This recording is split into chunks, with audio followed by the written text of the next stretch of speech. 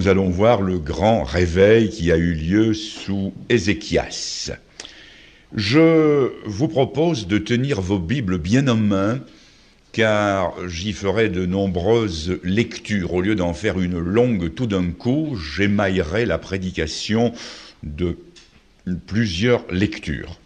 Alors tenez votre Bible bien en main aux environs du chapitre 28 du deuxième livre des Chroniques.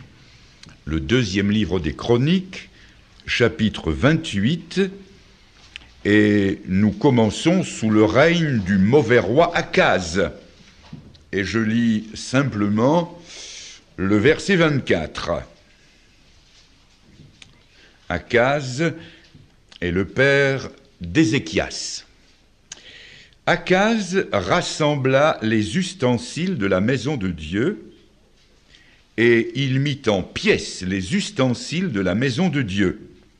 Il ferma les portes de la maison de l'Éternel. Et il se fit des autels à tous les coins de Jérusalem. Je souligne, il ferma les portes de la maison de l'Éternel. Ce n'est jamais sans un serrement de cœur qu'on lit de telles choses. Il ferma les portes. Hélas, ces situations ne sont pas rares dans notre siècle. Des portes se ferment. Dans votre pays, que ne voit-on? Des églises libres, des chapelles d'églises libres, maintenant vides et entièrement désaffectées.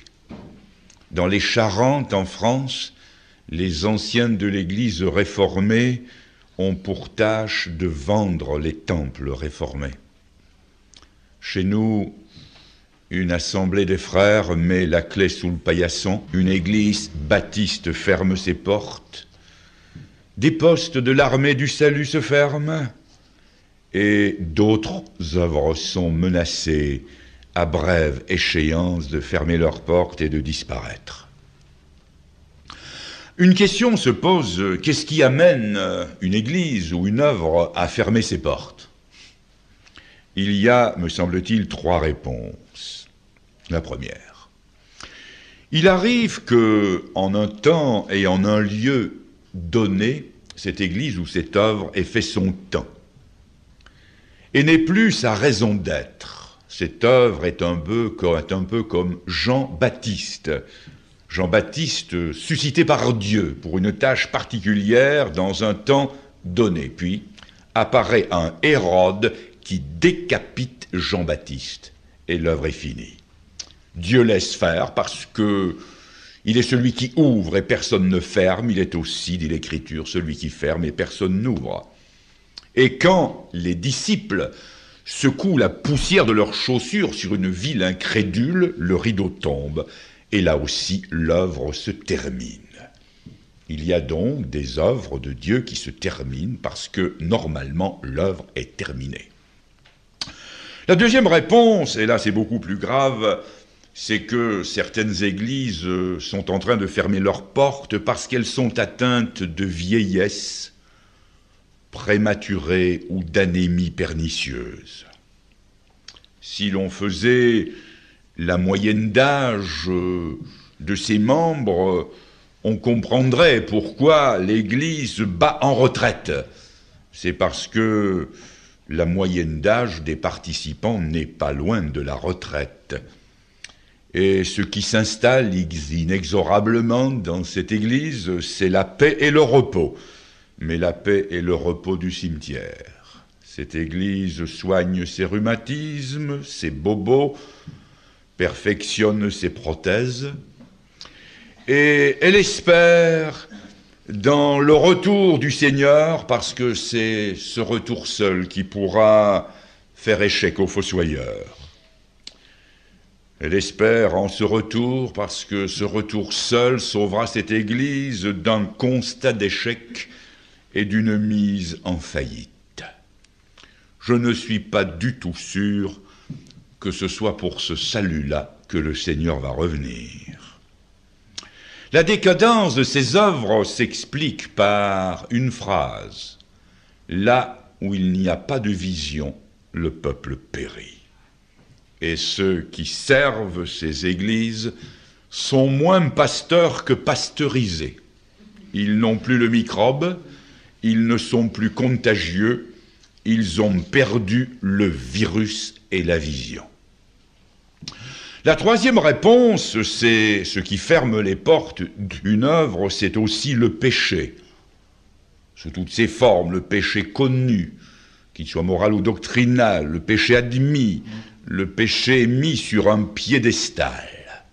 Et c'est le cas du règne d'Asa.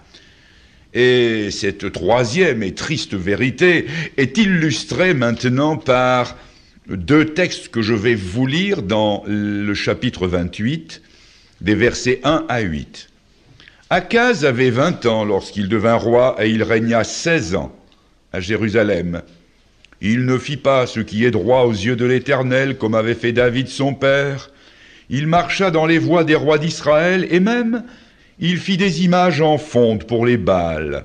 Il brûla des parfums dans la vallée des fils de Hinnom, et il fit passer ses fils par le feu, suivant les abominations des nations que l'Éternel avait chassées devant les enfants d'Israël. Il offrait des sacrifices et des parfums sur les hauts lieux, sur les collines et sous tout arbre vert. L'Éternel, son Dieu, le livra entre les mains du roi de Syrie, et les Syriens le battirent, et lui firent un grand nombre de prisonniers qu'ils emmenèrent à Damas. Il fut aussi livré entre les mains du roi d'Israël, qui lui fit éprouver une grande défaite. Pécache, fils de Rémalia, tua dans un seul jour en Juda 120 000 hommes, tous vaillants, parce qu'il avait abandonné l'Éternel, le Dieu de leur père. Zikri, guerrier d'Éphraïm, tua Maaséja, fils du roi, Azrikam, chef de la maison royale, et Elkana, le second après le roi. Les enfants d'Israël firent parmi leurs frères 200 000 prisonniers, femmes, fils et filles, et ils leur prirent beaucoup de butin qu'ils emmenèrent à Samarie. Puis au verset 16, en ce temps-là, le roi Akaz envoya demander du secours au roi d'Assyrie. Les Édomites vinrent encore, battirent Juda et emmenèrent des captifs. Les Philistins firent une invasion dans les villes de la plaine et du midi de Juda. Ils prirent Beth-Shemesh, Ajalon, Guédéroth, Soko et les villes de son ressort, Timna et les villes de son ressort, Gimzo et les villes de son ressort, et ils s'y établirent. Car l'Éternel humilia Juda à cause d'Akazia, roi d'Israël, qui avait jeté le désordre dans Juda et commis des péchés contre l'Éternel. Tilgat-Pilneser, roi d'Assyrie, vint contre lui, le traita en ennemi et ne le soutint pas. Car Akaz dépouilla la maison de l'Éternel, la maison du roi et celle des chefs, pour faire des présents au roi d'Assyrie, ce qui ne lui fut d'aucun secours. Pendant qu'il était dans la détresse, il continuait à pécher contre l'Éternel, lui, le roi Akaz. Il sacrifia aux dieux de Damas qu'il avait frappé. Et il dit, puisque les dieux des rois de Syrie leur viennent en aide, je leur sacrifierai pour qu'ils me secourent. Mais ils furent l'occasion de sa chute et de celle de tout Israël. Akaz rassembla les ustensiles de la maison de Dieu et il les mit en pièces, ces ustensiles. Il ferma les portes de la maison de l'Éternel et il fit des autels à tous les coins de Jérusalem. Le roi Akaz, nous le voyons, descend dans le péché. Et il passe outre, notamment au deuxième commandement. Deuxième commandement qui a été essentiellement le péché d'Israël, le péché d'idolâtrie. Tu ne te feras pas d'image taillée, tu ne te feras pas de représentation des choses qui sont en haut dans les cieux, sur cette terre, plus bas que la terre. Certains, au XXe siècle, penseront, oh, vous savez, c'est pas bien grave. Est-ce que toutes les formes d'expression religieuse ne sont pas bonnes et ne doivent-elles pas être respectées dans ce siècle de pluralisme doctrinal? Mais voyez où ça conduit, jusqu'à passer ses propres fils par le feu. Horrible résultat. toute désobéissance conduit tôt ou tard à d'horribles et graves déviations qui vont jusqu'à, dans ce cas-là, la destruction des familles. Et que d'enfants, même de familles chrétiennes, n'ont pas été exposés au feu éternel par leur famille. Oui, des enfants qui ont été offerts en holocauste sur l'autel des succès scolaires, universitaires, des succès sportifs ou du dieu argent. J'ai connu une famille évangélique, très pieuse pourtant, où il y avait une jolie et gentille jeune fille, bonne comme le pain.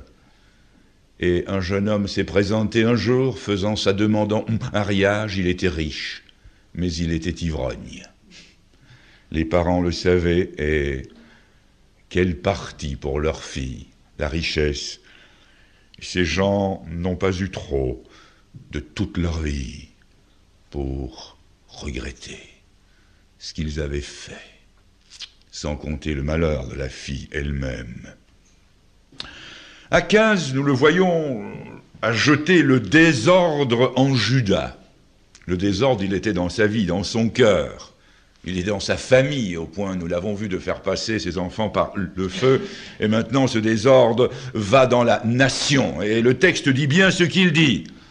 Le désordre, l'ordre divin est la seule garantie de la bénédiction. Et la condition de bénédiction étant jetée par terre et foulée aux pieds, il ne pouvait plus y avoir d'ordre. Notre Dieu étant un Dieu d'ordre, et loin de Dieu, c'est nécessairement le désordre. Mais le désordre n'est pas seulement là, nous l'avons lu au verset 5, l'Éternel le livra entre les mains des Syriens, puis entre les mains d'Israël, au verset 17, entre les mains des Édomites et entre les mains des Philistins. Le désordre, maintenant, il est à l'extérieur, sous la forme de guerre. Et voilà Akaz qui se retrouve avec 4 guerres ruineuses sur les bras.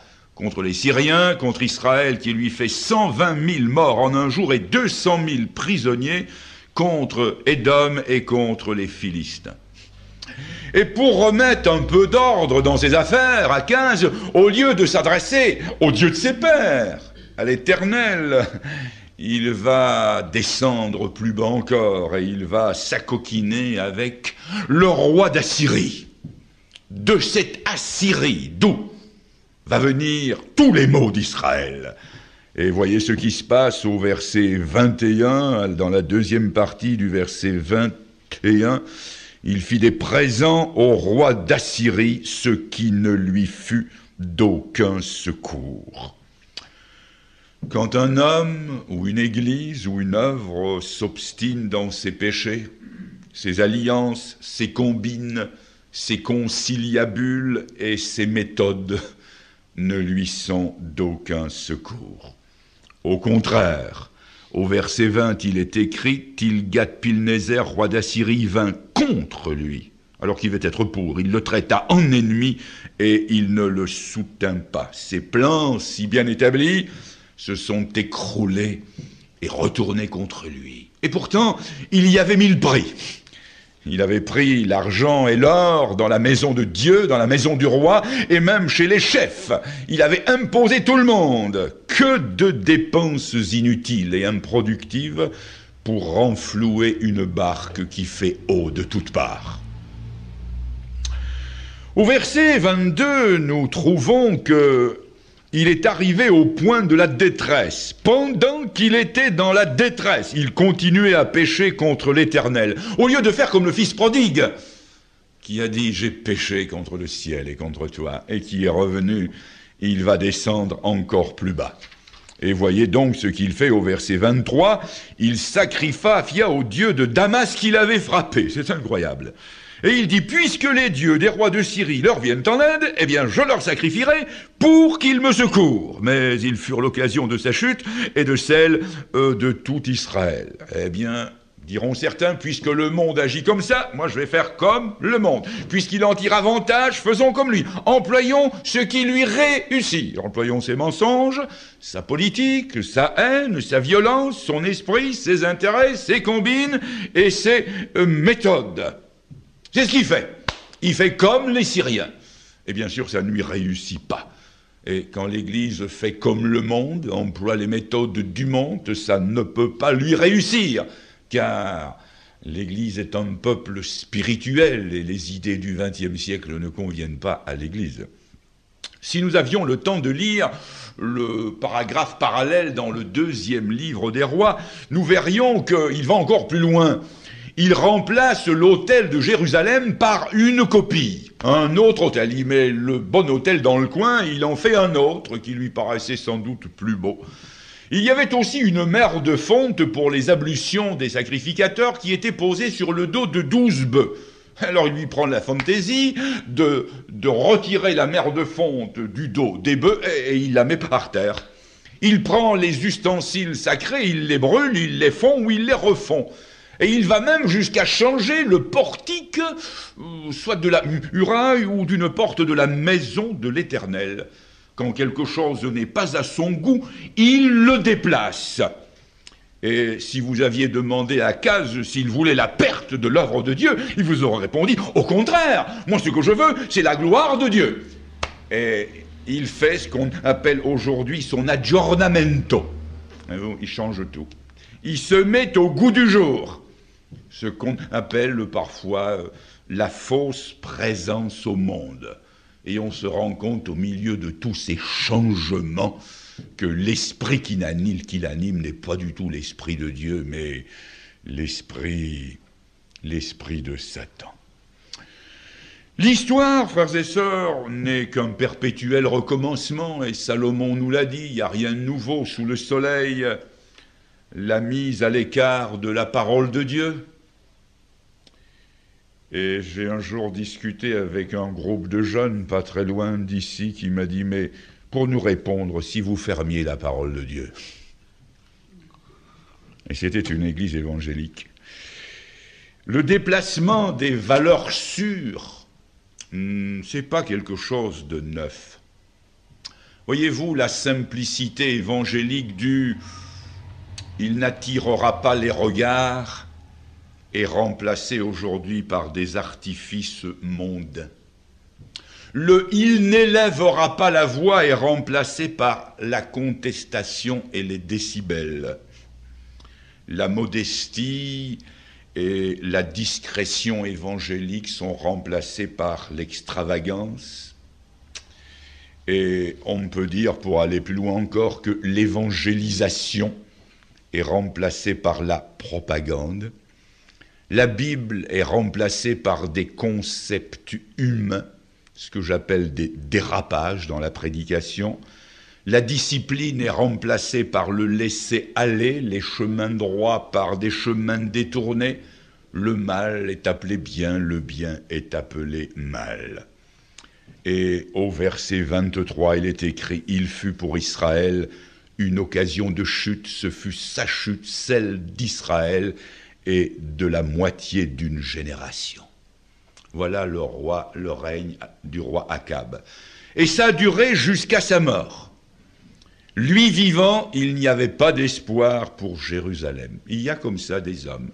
Ils sont, comme on dit en médecine, porteurs de germes. Porteurs de malédiction pour l'œuvre de Dieu. Qu'Akaz vive et Jérusalem meurt. Et ce n'est que dans la mort d'Akaz que Jérusalem peut espérer. Et c'est sur ce sombre chapitre que les portes de la maison de l'Éternel se ferment. C'est fini, il n'y a plus d'espoir. Mais voyez-vous, dans une situation aussi sombre, nous avons affaire à un Dieu vivant. Et il vit au siècle des siècles. Et Dieu met un terme à la vie d'Akaz. Et un nouveau roi le remplace à la tête d'un pays en pleine débâcle. Ce roi, c'est son propre fils, Ézéchias. Et d'emblée, Ézéchias va prendre le contre-pied de son père. Mais alors, complètement, ça nous bouleverse. La question que je me suis posée, mais d'où Ézéchias tenait-il sa piété? D'où pensez-vous? Avec un père comme il avait, il devait normalement suivre ses traces. Ah, moi, je crois avoir trouvé la réponse. Et ça fera plaisir aux sœurs. Dans le chapitre 29, au verset 1er, il est écrit « Ézéchias devint roi à l'âge de 25 ans, et il régna 29 ans à Jérusalem. Sa mère s'appelait Abijah, fille de Zacharie. » Voilà ce qu'il est écrit, sa mère. Et dans le chapitre 26 et au verset 5, on a une précision. Chapitre 26 et le verset 5, il est dit « Il s'appliqua à rechercher Dieu pendant la vie de Zacharie, qui avait l'intelligence des visions de Dieu. » Eh bien, cette femme était la fille d'un homme de Dieu. Elle était elle-même une servante du Seigneur. Et plus d'un homme, plus d'un serviteur de Dieu, à commencer par celui qui vous parle, doit son salut et son ministère à la fidélité et à la piété d'une maman chrétienne, pieuse. Oui, sa mère s'appelait. Voilà d'où sort le personnage, ce grand et bon roi Ézéchias. Je voudrais à présent vous lire un texte dans le chapitre 29, du verset 1er au verset 11. Nous avons déjà lu le verset 1er, maintenant le verset 2, il fit ce qui est droit aux yeux de l'Éternel entièrement, comme avait fait David son père. La première année de son règne, au premier mois, il ouvrit les portes de la maison de l'Éternel. Voilà. L'un les ferme, lui les ouvre. C'est sympathique ce texte. Il fit venir les sacrificateurs et les Lévites qu'il assembla dans la place orientale et il leur dit « Écoutez-moi, Lévites, maintenant sanctifiez-vous, sanctifiez la maison de l'Éternel, le Dieu de vos pères, et mettez tout ce qui est impur hors du sanctuaire, car nos pères ont péché. Ils ont fait ce qui est mal aux yeux de l'Éternel notre Dieu. Ils l'ont abandonné et ils ont détourné leur regard du tabernacle de l'Éternel et lui ont tourné le dos. Ils ont même fermé les portes du portique et éteint les lampes. Ils n'ont offert au Dieu d'Israël ni parfum ni holocauste dans le sanctuaire. Aussi la colère de l'Éternel a été sur Juda et sur Jérusalem, et il les a livrés au trouble, à la désolation, à la moquerie, comme vous le voyez de vos yeux. Et voici, à cause de cela, nos pères sont tombés par l'épée, nos fils, nos filles, nos femmes sont en captivité. J'ai donc l'intention de faire alliance avec l'Éternel, le Dieu d'Israël, pour que son ardente colère se détourne de nous. Maintenant, mes fils, cessez d'être négligents, car vous avez été choisis par l'Éternel pour vous tenir à son service devant lui, pour être ses serviteurs et pour lui offrir des parfums. Remarquez au verset 3 de ce chapitre 29 que la résolution d'Ézéchias est vite prise. Le premier mois de la première année de son règne, il ne lambine pas. Il n'est pas le genre d'homme qui se repose avant d'être fatigué. Non, les choses de Dieu, pour lui, elles ont une priorité. Et le premier acte officiel de son règne, c'est d'ouvrir les portes de la maison de l'Éternel. Autrement dit, il a la vision exacte de ce qu'il faut faire. Il sait par où il faut commencer. C'est pas aux frontières qu'il faut commencer. Les frontières, pourtant, harcelées par l'ennemi, non. C'est au cœur de la situation. Et si ça ne va pas aux frontières, c'est parce que ça ne va pas au cœur de Jérusalem.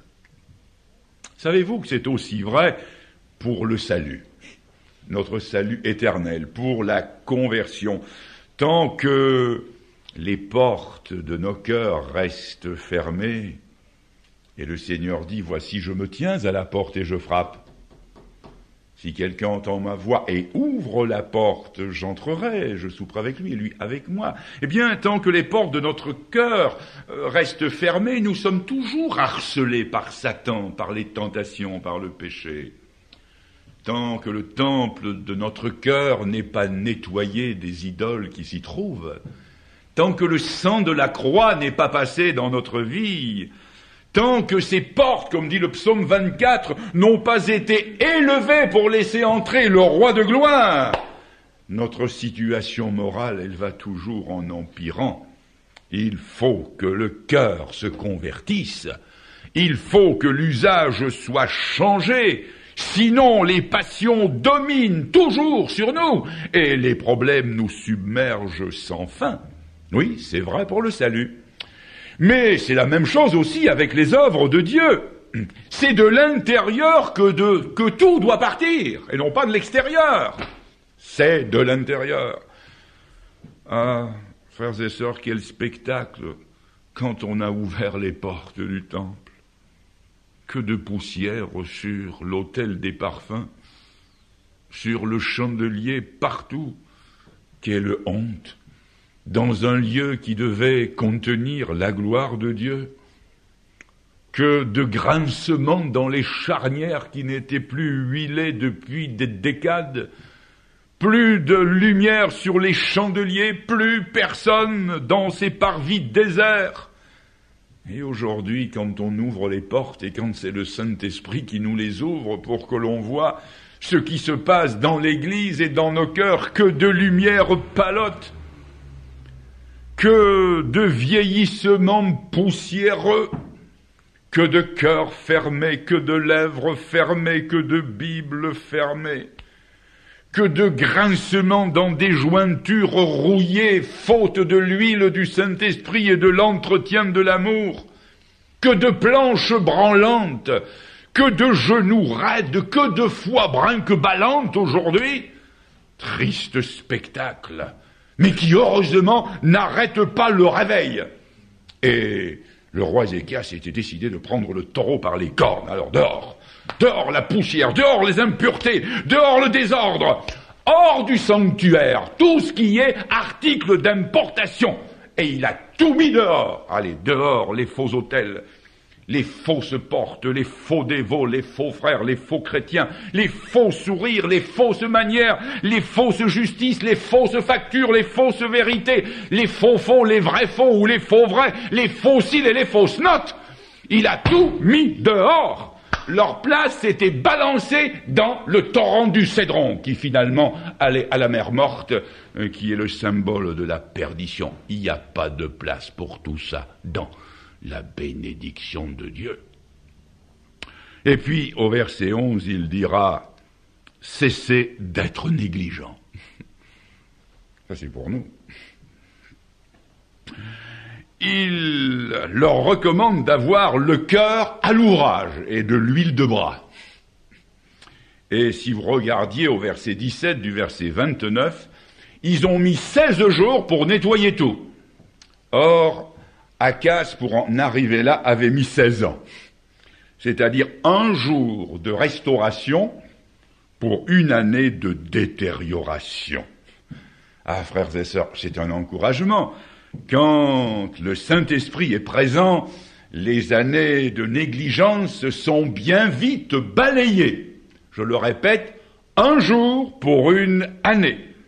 Car avec le Seigneur Jésus, il suffit d'un jour, il suffit d'une heure, il suffit d'un homme pour qu'un passé de malédiction soit transformé en bénédiction. N'est-ce pas vrai? Regardez le brigand sur la croix.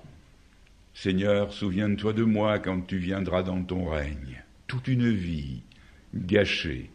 Et le Seigneur lui dit, aujourd'hui, tu seras avec moi dans le paradis. Dites-moi, y a-t-il de la négligence chez quelqu'un cet après-midi dans la prière?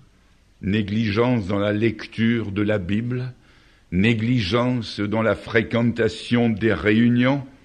En un instant, en l'espace d'une décision, tout peut être balayé et restauré. Au verset 21 du chapitre 29, il est écrit « Ils offrirent 7 taureaux, 7 béliers, 7 agneaux et 7 boucs en sacrifice d'expiation pour le royaume, pour le sanctuaire et pour Juda. » L'expiation, ici, répond à la confession du verset 6. Ils avouent leurs péchés, mais admettre ces péchés, avouer ces péchés, renier ces péchés n'est pas suffisant. Il faut l'expiation, il faut la croix, il faut le sacrifice de Jésus-Christ. C'est pourquoi la repentance en elle-même n'est jamais suffisante, il faut la foi en Christ, parce que ce qui sauve, ce n'est pas la repentance, c'est le Seigneur, et c'est la repentance qui nous conduit bien sûr au Seigneur. Christ est pour nous ce que sont ces 4 animaux offerts en sacrifice, cette fois par Ézéchias. Jésus-Christ est le sacrifice total. Il est la victime innocente qui paie les abominations conçues, forgées et commises dans le sanctuaire de notre cœur. À repentance sincère répond un sacrifice suffisant pour nous revaloir le sourire du ciel. Repentance et puis le sacrifice. Puis c'est pas tout. Après le sacrifice d'expiation, on lit au verset 27, Ézéchias ordonna d'offrir l'holocauste sur l'autel. Et au moment où commença l'holocauste, oui, j'y reviendrai un peu plus tard, il ordonna d'offrir l'holocauste. Alors, qu'est-ce que l'holocauste? Ceux qui sont habitués au langage de la Bible et à ses explications savent que l'holocauste, ce n'est pas le sacrifice d'expiation. L'holocauste était entièrement brûlé sur l'autel et représente la consécration d'une vie livrée à Dieu, tout entière consumée au service de Dieu. Le sacrifice d'expiation embrasse le passé. L'holocauste couvre le présent et l'avenir. Par le sacrifice d'expiation, nous sommes sauvés. Par l'holocauste, nous sommes sauvés pour servir. Dans le sacrifice d'expiation, c'est Dieu qui se donne tout entier pour l'homme, et dans l'holocauste, c'est l'homme qui se donne tout entier à Dieu en retour. Alors, il se donne au Seigneur. Et puis alors, je continue à lire ce verset 27, et au moment où commença l'holocauste, commença aussi le chant de l'Éternel au son des trompettes et avec accompagnement des instruments de David. Il commença aussi le chant. Le secret d'un cœur qui chante, c'est un cœur purifié, un cœur livré au Seigneur. C'est le chant du service sur une mélodie de salut. Et je voudrais demander à notre sœur de bien vouloir me jouer une strophe de cantique. Et je vais lire cette strophe pendant qu'elle le joue. Tu payas mon salut par ton grand sacrifice. Ô Seigneur, quel mystère d'amour! Désormais pour ton saint et glorieux service, ton racheté se livre en retour. Je viens à ton autel, offrande volontaire. Librement je veux servir mon roi. Je ne veux désormais que ta gloire, ô mon Père. Ne vivre que par toi, que pour toi. Nous poursuivons au chapitre 30 et en lisant le verset 1. Ézéchias envoya des messagers dans tout Israël et Juda, et il écrivit aussi des lettres à Éphraïm, à Manassé, pour qu'ils vinssent à la maison de l'Éternel à Jérusalem célébrer la Pâque, en l'honneur de l'Éternel, le Dieu d'Israël. Le réveil se poursuit. Alors que les portes étaient fermées, qu'il n'existait plus rien du service divin, que la loi était oubliée, Ils célèbrent maintenant la Pâque. Ils ont voulu revivre le souvenir de cette grande libération historique dont il devait y avoir un rappel annuel lors de la fête de Pâques. Et cette fête, elle est si actuelle pour eux.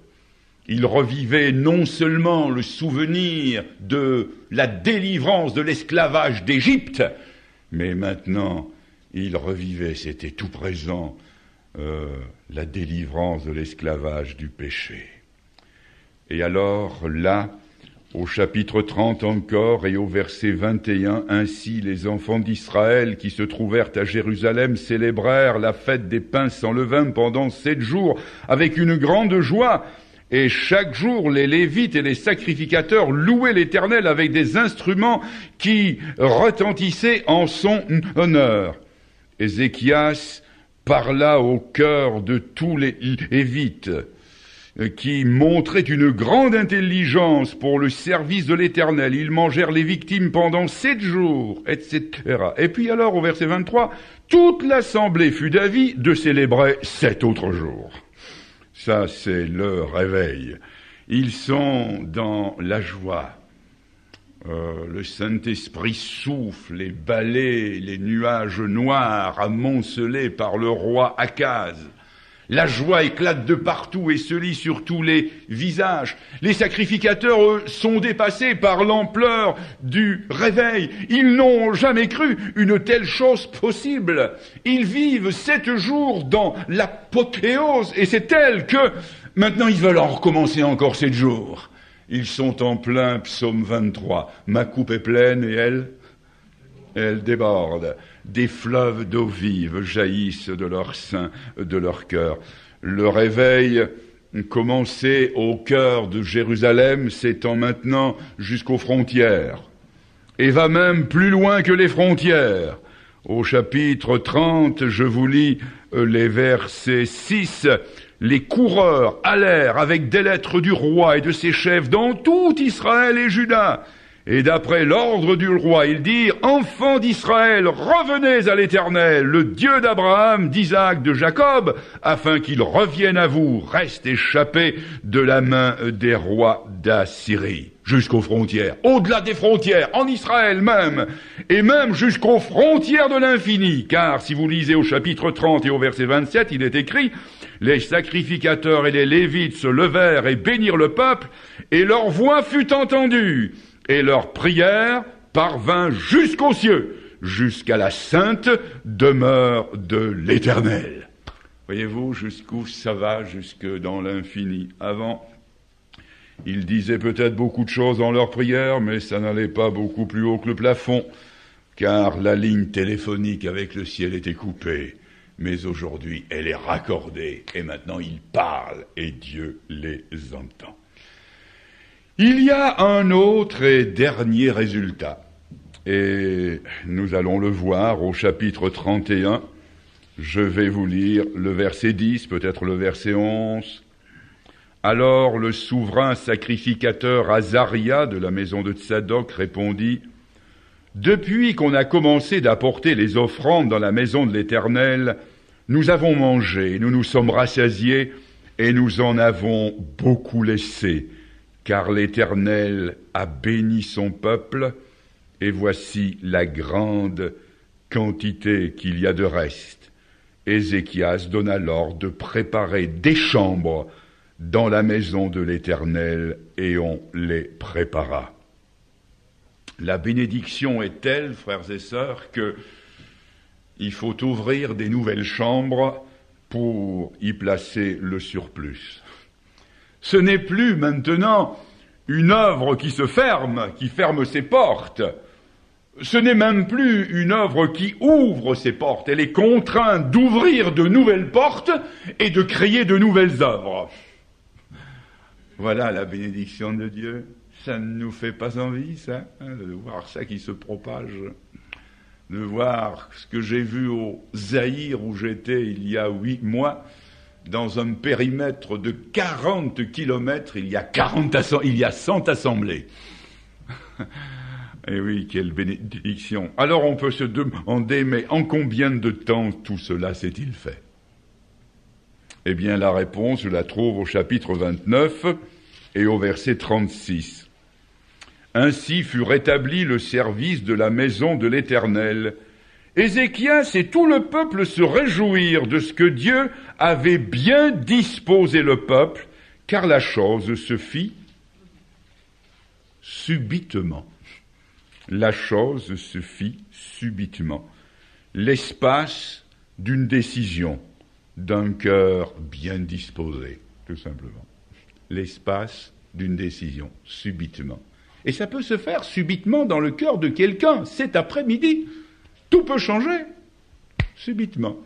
Vous êtes entrés ici sans savoir ce qui se passerait. Puis subitement, tout peut changer. Quelqu'un peut ressortir par cette porte avec tout bouleversé dans sa vie. Alors on peut se demander comment une telle chose a été possible. Et la réponse, elle est au chapitre 31 et au verset 20. Chapitre 31, verset 20. Voilà ce que fit Ézéchias dans tout Juda. Écoutez, il fit ce qui est bien, ce qui est droit, ce qui est vrai devant l'Éternel. Il fit ce qui est bien, ce qui est vrai, ce qui est droit. C'est pourquoi il réussit dans toutes ses voies. Et sur cette note, nous terminerons notre réunion. Et nous nous souviendrons, frères et sœurs, que Jésus-Christ n'a pas changé. Et si il peut être redoutable pour les Akazes du XXe siècle, il est prêt à bénir tous ceux qui, comme Ézéchias, reviennent à lui de tout leur cœur pour faire ce qui est bien, pour faire ce qui est droit et pour faire ce qui est vrai. Notre Seigneur est le même hier, aujourd'hui, éternellement. Et il ne change pas. Et il est prêt à nous bénir. Inclinons-nous maintenant dans la prière. Nous te remercions, Seigneur, parce que tu nous as fait voir une situation désespérée, des portes fermées, l'anarchie qui s'est installée dans ton peuple, et la souffrance et la mort. Seigneur, tu as triomphé de tout cela, et nous te bénissons de ce que tu restes le même, et qu'il n'y a pas de situation à ce point sombre, de porte à ce point verrouillée et fermée, qu'elle ne puisse s'ouvrir encore. Nous te remercions parce que tu es un Dieu de grâce et parce que tu as toujours le dernier mot. Nous savons, Seigneur, que Satan va faire des ravages bientôt dans ce monde. Nous savons que des jours sombres se profilent déjà à l'horizon de notre civilisation. Mais nous savons aussi, Seigneur, que tu tiens en réserve un remède, une parade à tous ces maux qui viennent de l'enfer. Nous savons que le Seigneur Jésus reviendra, tel un nouvel Ézéchias, et que, à l'échelle du monde entier, il apportera sa solution à lui. Seigneur, nous savons aussi que dans nos vies de chrétiens, il y a des zones d'ombre, des luttes, des portes qui se ferment, des tentations, il y a des chutes, il y a, Seigneur, des larmes secrètes, car nous t'aimons, Seigneur, et nous souffrons de nos échecs. Mais Seigneur, tu ne prends pas parti de nos échecs. Seigneur, tu viens à notre secours, et tu nous l'as promis, et tu es là, et tu es au bout de notre repentance, de notre prière et de notre foi pour nous restaurer.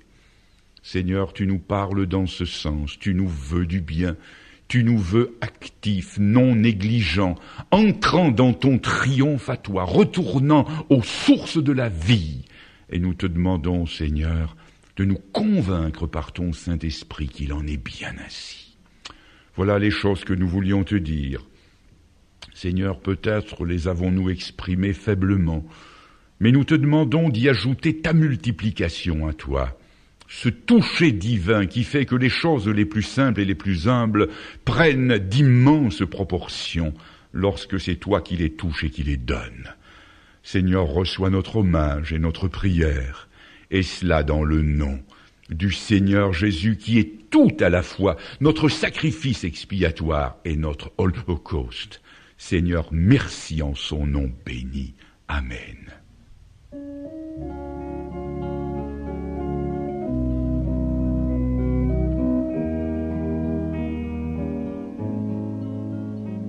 Il est beau de louer le Seigneur.